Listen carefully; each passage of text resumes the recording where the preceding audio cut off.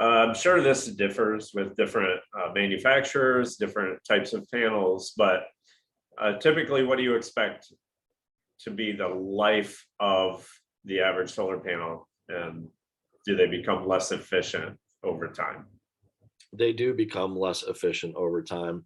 The better the panel, the less efficient it becomes.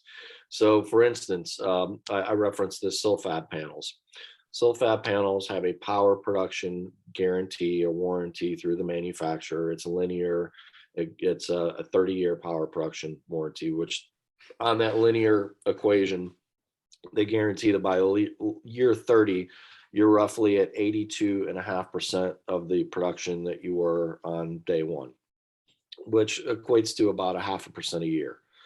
And 0.5% is very, very minimal. You're probably not even hardly going to see that. I mean, you might see that, looking at the difference between how much power you made in year 3 and how much power you're making in year 30, you may see that, but from year to year, you're not. And here's the other thing that is a kind of a natural mitigator to that power production guarantee. Okay.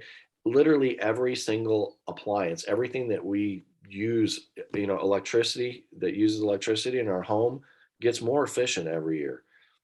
A range that you bought 5 years ago is not going to be as efficient as one that you're buying today.